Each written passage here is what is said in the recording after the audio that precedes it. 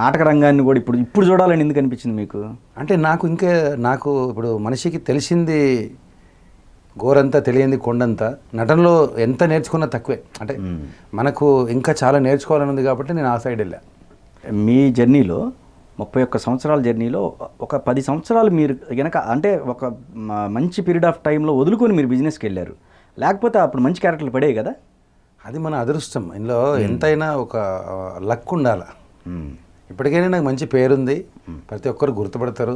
నటుడిగా మంచి మంచి సినిమాలు చేశాను, నేను హ్యాపీగా ఉన్నా. అదేమే ప్రాబ్లం. నాకేదో ఇంకా తెలియని ఉందని చెప్పి నేను నాటక రంగం సైడ్ వెళ్ళాను. ఇప్పుడు అసలు బిజినెస్ సైడ్ వెళ్ళాల్సిన అవసరం ఎందుకు వచ్చింది మీకు? అంటే బిజినెస్ ఏంటంటే మాకు ఆల్రెడీ మా బ్రదర్స్ బిజినెస్ చేస్తారు. అంటే బాగా ఇప్పుడు ఇందులో ఆ టైంలో తక్కువ ఇచ్చేది డబ్బులు. అప్పుడెంత 2000 3000 1000 ఇస్తే ఏమవుతుంది ఈ రోజుల్లో అని చెప్పి నేను బిజినెస్ సైడ్ వెళ్ళి సెటిల్ అయ్యి వచ్చినాక మళ్ళీ ఇప్పుడు ఇక్కడికి వచ్చా. ముగ్గురు అన్నదమ్ములు కదా? ముగ్గురు బ్రదర్స్.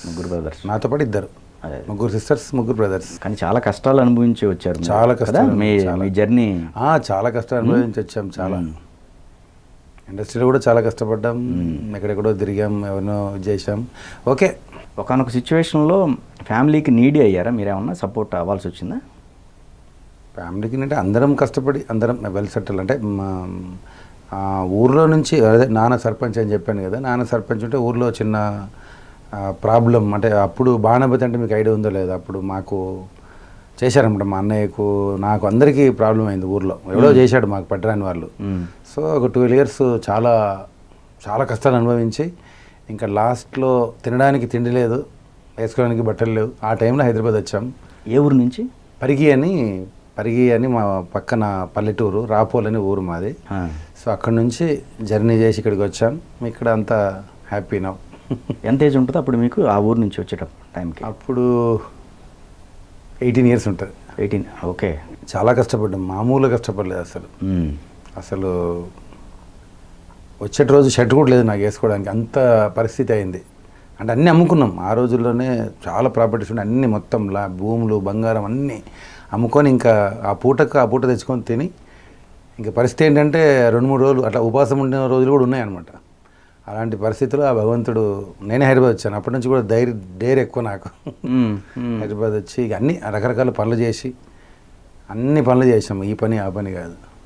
సో మళ్ళీ ఒక బిజినెస్ దొరికింది, భగవంతుడు ఇచ్చాడు. మంచివాడికి ఎప్పుడు దేవుడు మంచిగా చేస్తాడు కదా. అదే. సో ట్రాన్స్పోర్ట్ ఫీల్డ్లోకి వచ్చి డెవలప్ అయ్యాం. కానీ ఆ చేసిన వాళ్ళు ఎవరనేది మీకు తెలుసా? అది అవుట్ అయ్యింది, కానీ మేము ఇంకా సరే నమ్ముతారు మీరు? ఖచ్చితంగా నమ్ముతాం. అమావాస్య నమ్మినప్పుడు, పౌర్ణమి నమ్మినప్పుడు మంత్రాన్ని కూడా నమ్మాలిగా. మంత్రం తంత్రం అన్నీ ఉన్నాయి. మనం అనుకుంటాము, ఈ రోజుల్లో ఎవరు నమ్మరు, కానీ డెఫినెట్గా మేము అనుభవించాం కాబట్టి ఖచ్చితంగా ఉంది. ఓకే. నేను 13 ఏళ్ళు అనుభవించాం మేము, కాబట్టి ఇప్పటికి కూడా ఉంది, 100% ఉంది. చాలామంది అంటారు అది లేదని, 100% ఉంది. 13 ఏళ్ళు అనుభవించాం. 13 ఏళ్ళు మేము అసలు అంత కష్టపడి చాలా ఘోరంగా అనుభవించాం. కుటుంబం తగులు మొత్తం. మా అమ్మకు, నాన్నకు, నాకు, అన్నయ్యకి ఎక్కువ. అన్నం తింటే వామిటింగ్ అవుతుండే. ఓకే. ఆ బార్డర్లో మా ఊరి నుంచి బార్డర్స్ ఉంటాయి కదా, అవునవును, బార్డర్ దాటితే ఏం కాకుండా ఆ బార్డర్లోకి వస్తే నీళ్ళు తాగినా ఇమ్మీడియట్లీ వామిటింగ్. ఓకే. ఇమ్మీడియట్లీ నీళ్ళు అసలు ఆ బార్డర్లో ఏం చేసినా వామిటింగ్ అయిపోతుంది, 1 సెకండ్ ఉండదు. తినాలి, వామిటింగ్ చేయాలి. ఆ బాధ 12 ఏళ్ళు తిరిగి నాకు కడుపు నొప్పి వచ్చేది. ఓకే. సో అలా అన్నీ మా నాన్నకు చూస్తే పడిపోయేది. ఇంటి అందరికీ చేశారు వాళ్ళు. సో చేసినోడు మంచివాడు. మనం హైదరాబాద్ వచ్చాం కాబట్టి హ్యాపీగా ఉన్నాం. ఓకే. చేసిన కూడా మనకు సంబంధించిన వాళ్ళే, బట్ మేము ఇంకా పట్టించుకోలే. సరే, వాళ్ళు చాలా అనుభవించారు మా కళ్ళ ముందే.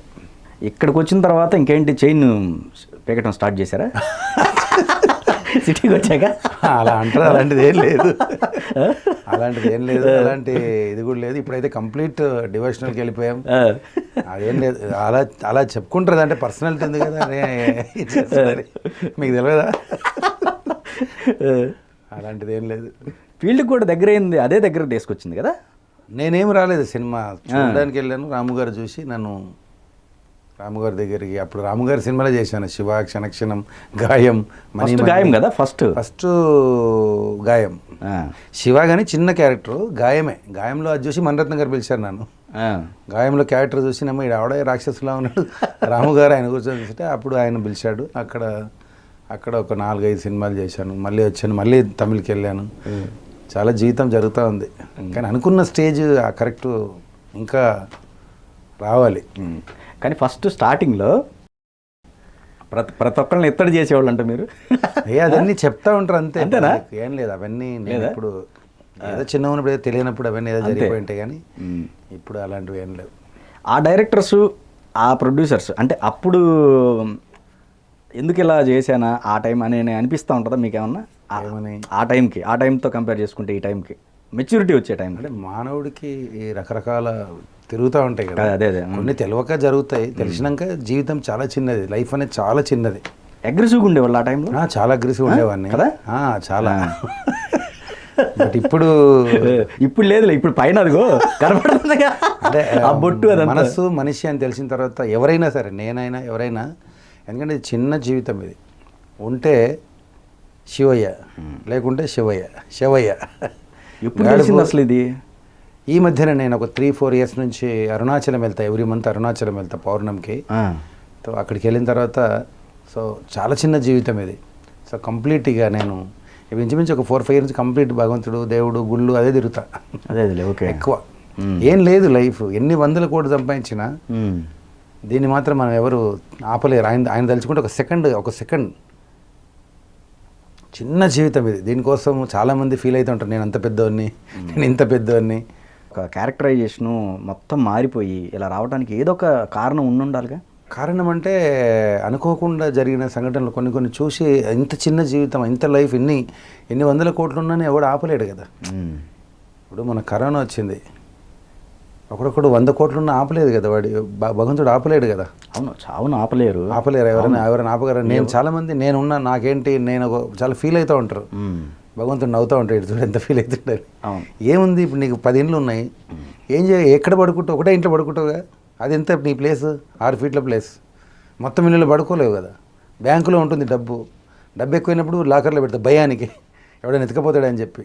అంతే తప్ప చాలామందికి తెలియక నాకు ఇంత ఉంది అంత ఉంది, నీదెంత, రేపటికి రూపం లేని జీవితం ఇది మనది. రేపటికి రూపం ఉందా మనకు? ఇప్పుడు పడుకొని లేస్తే నీకు ఉంది రూపం, ఇవాళ నైట్ పడుకుంటే పొద్దుగాటి వరకు గ్యారంటీ లేని లైఫ్ ఇది.